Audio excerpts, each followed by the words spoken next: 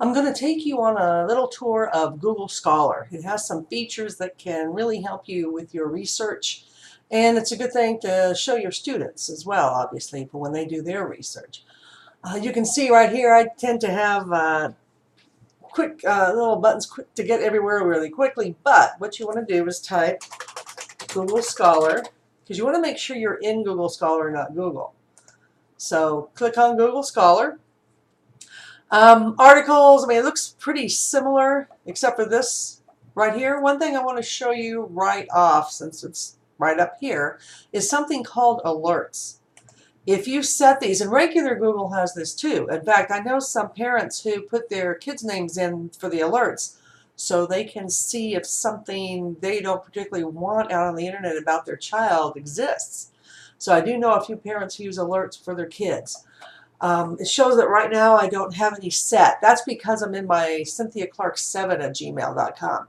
If I get my Rebel Mail open, and let me see, you can see I've got quite a lot of alerts under my Rebel Mail.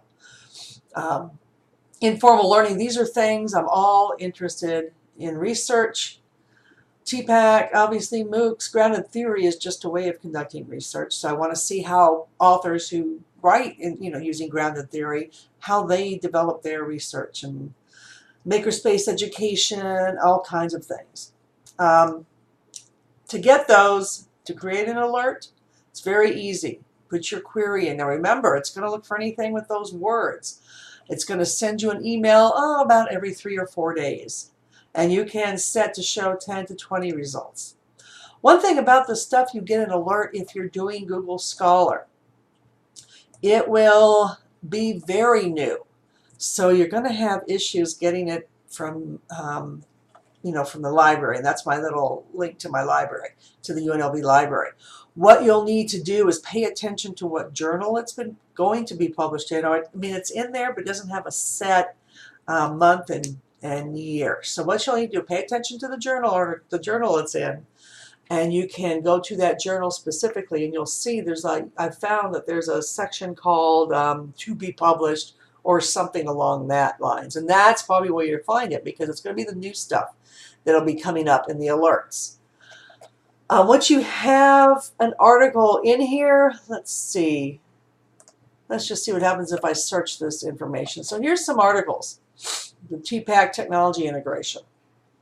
Now what I wanted to show you was this, cited by. Now we all know that we can open up the article and, but it's just going to be a PDF, it's going to be edit lib, which is okay. I don't want to get into it now, but at the end of articles, it has the references.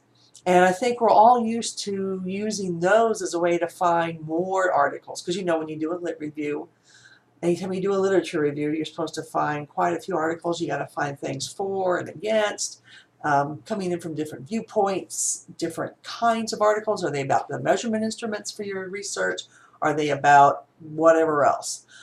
With Google Scholar, though, I can go, instead of having to just take this article and then search backward in time, I can now search forward in time if I use the cited by.